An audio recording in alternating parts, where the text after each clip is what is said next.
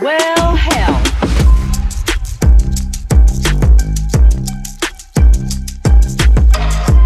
Welcome back to Tech Travel and Twang. Well, hey there. Welcome back to Tech Travel and Twang, our Tuesday tea editions. I'm Jenn Barbee with Kristen Cruz. Hey, Kristen. Good morning, Jenn Barbee. I am excited for this little, I think end up being a three-parter um, mini series, I guess we could call it, of our Tuesday tea. Yeah, And so we're titling this "You Asked for It." So, I and love that. I love that. the piece behind that is that Kristen and I have gone out and really had some very deep conversations with other DMO leaders, other travel and hospitality leaders, and they're like, if we asked, if you could ask us anything from our experience, from our travels in the travel industry, so to speak, what would it be? So we're going to do that in these next three parts of You Asked For It. So let's just kick it off with the number one, and actually this came up several times, and that is, how can we revive our boards? This was a question. Actually, boards just in general were a lot of the Mhm. questions that we got. A lot of the topic suggestions too. Like give us part of the reason we asked for this too was we want to know when we're doing these podcasts that we're now doing consistently every week, what is it that we should be bringing more information on? And so boards came up quite a bit. I mean, I think Jenn, honestly, I think everyone's board is different, right? So all the makeup of your board is very different, how it's structured, who chose the board or who chooses the board is very different. And I think a lot of times what makes it really challenging is that you're adopting your board, right? Like you come into this position and here's your group of people that Mhm. now have to kind of roll with how you work and how you lead and what things you feel are important to present to them and ask for advice from them and those sorts of things. And I think a lot of it is relationships. I think It a lot of it is. is, yeah. It really is, but sometimes you inherit those relationships, like, you get Mm-hmm. the stepchildren, so to speak, and some boards, have very strict terms. And then you have boards, and I think this also came up in a lot of conversations we had. Then you have boards who somehow these old boys club people keep staying on Mm-hmm. boards decades at a time and chokes out progress. So I think Yeah. that there is a very big sentiment in the industry now with, up and coming fresh new leaders that, that we're not tolerating that stagnant board structure like that anymore. So, Right, right. And I think this is a question that if you're asking as a DMO leader, there's other questions you should also be asking, right? Like, why do I feel that I need to revive this board? How long has this board been kind of stale and stuffy? And there's a lot of other questions around that. But I think, again, one of the things that makes it really engaging is I think there's a level of respect and a level of collaboration that has to be established for that board to really get passionate about what it is that you're doing and what it is that they're involved in. And and sometimes why when they're you on board. are a really yeah, and sometimes when Mhm. you're on a really stale board that's kind of been there for a while, you lose that along the way and it takes a lot of momentum to bring that Right. And not to passion. say, not to say that we can't honor the commitment of these long standing community members who have been on the board for a long period of time, but they also need some love and revivement. You don't want a board. So, Right. you have to Yeah. start with the why. So if you have a long standing, I don't consider that like a boys club thing. That's a commitment to the community. If you have a Mm-hmm. long standing member in there and their why is because they love their community, then you know how to use that board member in your toolbox for that particular thing. You've got to really think about why these people are there. Is it self-serving? Do they have a business they want to promote? That's a different type of board member. Oh, yes, absolutely. And I think another thing that could be good is if there's opportunity to add a board member to a Mm-hmm. board that really isn't as engaged, that does have some renewed energy and some passion and some life blood, like let's bring some life back into this board, then get them on the board and have someone there that can contribute to that energy that you're trying to change. And at least from my conversations, I think you probably agree with me. Most of it is a lot, especially people who are new in their leadership position in DMOs, feel like that's like, live by the sword, die by the board type of thing. They feel like they have to answer to the board Right. when the reality is the board is there to serve you, just like it would be in corporate America. It is Mm-hmm. definitely, there's checks and balances and you've got to do your thing, but they're there to help you. If there's a problem, they're there to help you find the resources, to open up new avenues, to help push change forward. So if you think about the fact that the board is there to help you, then you've got a different mindset on it also.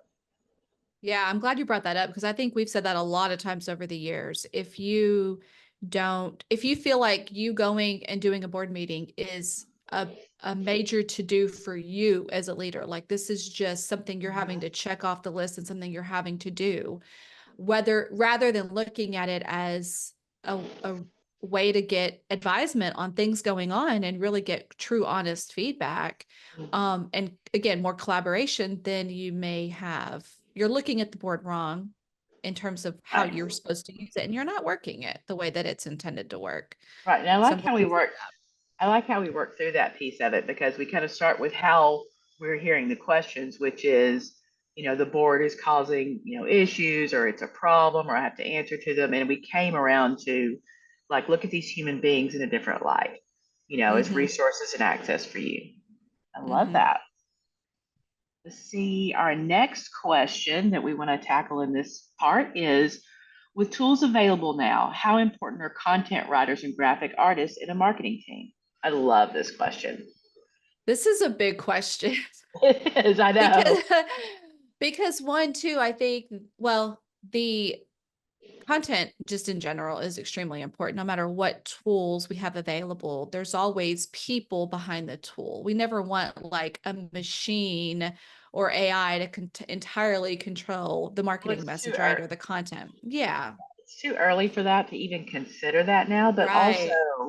also, as you are layering in, to me, as you are layering in more efficient tools that have a computer mind component, an AI component, however you want to call it, you need your veteran content writers and you need your veteran designers to provide contextual pieces so that becomes Mm-hmm. a cohesive story. I think it's the contextual piece that won't, no time soon. I think it's definitely a worry. I just feel like it's way too early to worry about that.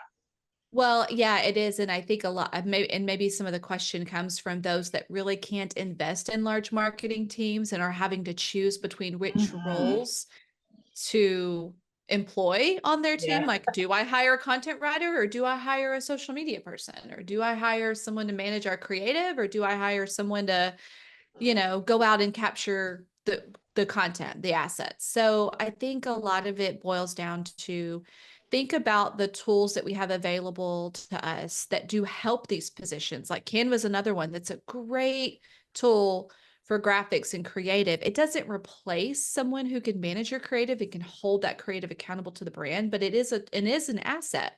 Mm-hmm.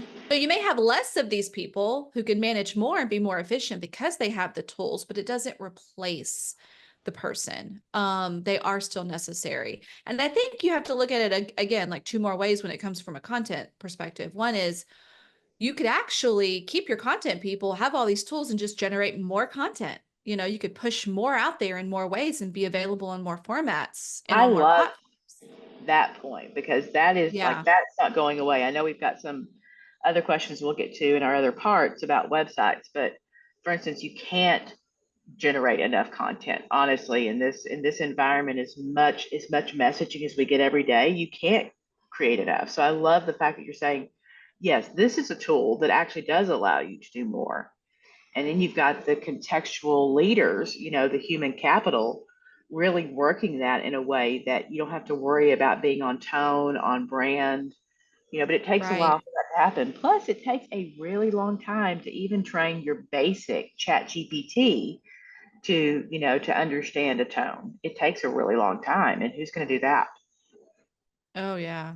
Yeah, you have to train. Your sidekick Helen has been Yeah. trained It took me a for a while. really long time. Yeah. But then you have to look at some of the other types of content that as marketers, especially in travel and tourism, that we have to consider. And that's content that's from other people, right? Like travelers and, collaborators or influencers, whatever we want to call them, in the destination, but there's content that you kind of as a marketer have to go out and get and then figure out how to regurgitate that, whether that's experiences going on or a story that's related to the destination. But there's that content that no machine is going to be able to pull out of people. And Or so that's still very curating, important. or Hmm. even curating. Because here's what's a like talk about a massive shift for DMOs. You've got to remember pre social media, DMOs were only producing a visitor's guide, maybe a good website. Right. That was it. That was the content. They weren't blogging, they weren't doing any of this. Now, all of a sudden, their core function of marketing is not as much advertising as it is content creation. So I would love to explore at some point with other data scientists and leaders in the industry, like, has that been the right shift? Right. Yeah, because if you look at a content plan for DMOs now, their content plan is so much more robust. Like it is where it used to be like, here's our list of content needs, right? Like here's what we're going to go and we're going to write about this month. And now it's like, okay, I've got needs over here, here, here in these types of formats with this type of And these asset. And so personas and this, I mean, it is getting complex. So I would love, like I complex. said, to explore, like, has that complexity returned, mitigating results for us, or has that Yes. created more compression? And I don't think we Yes. totally know that. No, I don't think we do. I don't think we do. And I think another point to this question that's worth talking about is just maybe the type of role. Like when you're talking about a content writer versus a content manager, that's where the Mhm. complexity of managing all the various types of content using tools could come from, is someone who's managing the content, not necessarily just writing it. So I think that's an important thing to consider, depending on the size of your destination and the amount of people on your team, and how that makes up. But if you're producing quite a bit of content, I think having someone from a content manager perspective is important. Absolutely, absolutely. And then once you have good managers, just a quick reminder: hire smart people and then let them do their jobs. If you try to micromanage on what tools and what AI, you're going to drive yourself insane. Yourself insane, your people insane, your team insane. The whole Yes. world will go insane. Yes. Awesome. Okay. So, question three, for you asked for it, is how can I improve the relationship between my marketing team and agency team when it's been strained? Ooh, I like this one. This is a T question. It's a little T. Ooh, I think it depends on how it's been strained. Maybe we should have asked for the T on this one, although we probably couldn't have spilled it. I think again, relationships are really, really important. Obviously, I'm talking with my agency brain on right now, which is on the agents, with the agency brain on. Um, you do everything in your power to create a very collaborative, trusting relationship with your client. There is really, if something has been strained, or if there's some sort of trust lost, or if there's, and it could be a number of things, right? It could be missed deadlines, it could be differing opinions on what things are right and wrong. It could be, it could be a lot of things. Um, but consistent communication and really working on that relationship, because I think that question should be hit head on, right? Between whatever the strain is, like what is causing the Absolutely. friction and how can we fix it? Yeah, and I will say from an agency side, just decades of client service and that part of it, like it's real simple on the agency side if there's a riff. Number one, take accountability. I think I hear this constantly. They are so tired of this excuse and that excuse. Just take accountability. This didn't go as planned. We messed up on this, and give them a solution. Never give a problem without a solution, but take Mm-hmm. accountability and get a solution in there, and you will have gained probably more respect than you had before the mistake was made. Mm-hmm. And if it's a series of mistakes, like maybe this is a strained relationship because maybe they took accountability, but they never really fixed the problem. I think as an Mm-hmm. agency, you have to you have to go back. You can't just check the accountability box and go, okay, I said I was sorry. I took accountability. I gave them a solution. True. But Mhm. you really have to go back to the table with your team on the agency side and really ask, why did we miss this? What went wrong? Why is there an issue? How can we truly fix it so it doesn't happen again? Because I really feel like strained relationships between DMOs and agencies isn't one thing or the other. It is a series of things that just burn you out as a client. Like as a DMO, you don't want an agency that just continually says, okay, I'm sorry, we'll try to get it right next time, but never really gets it right. I think that's super frustrating. Absolutely. So that would have been my advice to those who, once they make a mistake, they do not repeat, because that's kind of how like we account from our standpoint. Like we acknowledge it, we fix it, and that's not going to happen again in our relationship. That's just how we are. But you're right, that does, especially when you get to larger agencies, you have account managers with other departments they may not even have any good communication with. So the larger the Right. agency, the harder it is for that one person who's communicating with you. I'll say this on the client side, can control much. And so I feel and have a lot of empathy for account directors, account managers Mm-hmm. in very large organizations because they have very little control and they really Right. usually, I mean, they're good people and want to do the right things. But I think, doing from that standpoint, but also I feel like in person with your teams is really important a couple of times a year. I think Oh, face to face absolutely. makes Oh, a yeah. huge difference. It really does. It really does. Before we jump off this question, I think another point that I keep going back and forth in my head is why, I guess, why the question. Um, if there's an agency client strain, is I guess my point that I want to make is don't ever force an agency relationship with your team. If it's Mhm. not a fit, it's not a fit. If you have to question that type of thing, then maybe look at the agency and the team meshing. Like maybe it's just not meant for you. And it could be a number of things. It may not be that the agency is doing anything wrong. It just be the way that they work or the way that they operate just isn't the vibe that you get. And so Right, and things change. don't force it. What you Yeah. need and what that agency provides can change, and that's okay too. So I like the not force it. I feel like a kind of a quick branch off of this, really wrapping this first segment up of this, is not your team and your agency, but your agency and your agency and your agency and your agency, because now we have like Multiple. multiples in there. Mm-hmm. And it has really been rising in popularity. I think the first one I heard that did it was probably Puerto Rico, but it has been really rising in popularity where DMOs are hosting these vendor retreats and getting them in the Mm-hmm. room and setting some KPIs and setting some goals and basically saying, play nice together. Right. It's really important. Yeah. I mean, we've seen, I think, a number of times, Jenn, where a DMO is really loyal, overly loyal to an agency and ends up losing their entire team or losing other agencies because they didn't produce that space for real collaboration. Um, Again, you don't want to jeopardize your core team in your DMO for an agency relationship. It's not worth it. I love that you mentioned this space for collaboration because that literally checks off all three questions just now. On your Yeah. board, space for collaboration. On your tools versus your content and graphics, space for collaboration. Like that is, Hmm. you just themed up part That's one. the mantra. That's the mantra of part one. That is the mantra of part one.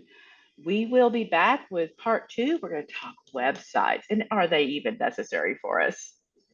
Ooh. Stay tuned.